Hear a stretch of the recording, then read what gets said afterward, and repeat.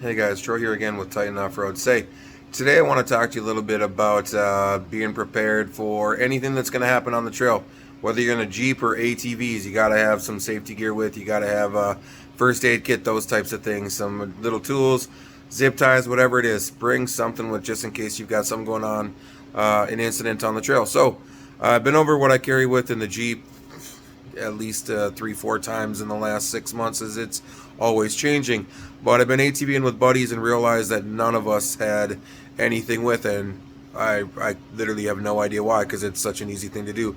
My wife's got a trunk on her ATV, and we've got all the room in the world to do it. So I started to put together something tonight, ordered a first aid kit from Amazon, and I'll show you guys just what I had actually laying around the house that I could throw in and make sure that we could make it home. So I'm going to show you guys that now.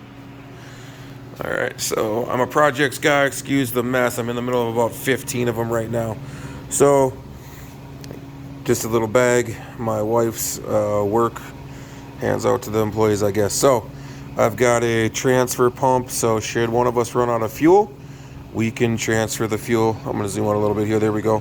So we can transfer fuel from one ATV to the next. This would be a great idea on the Jeep as well.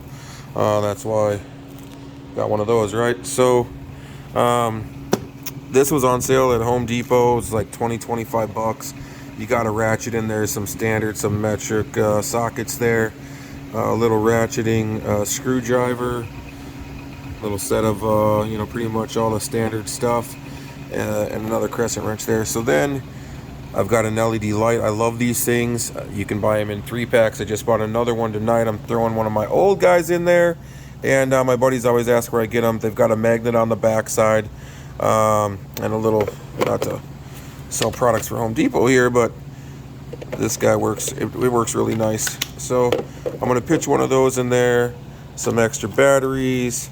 I've got a little box cutter, so if we need a knife or anything, a lighter. I have no idea why, but come on, they're incredibly useful there. God forbid have to spend the night and need to start a fire.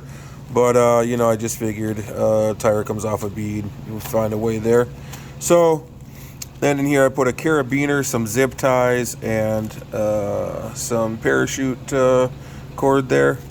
And then a set of rubber gloves right there. Those guys. Zoom, zoom, zoom, zoom. Yep, those guys. A couple bottles of water. A couple of these guys here.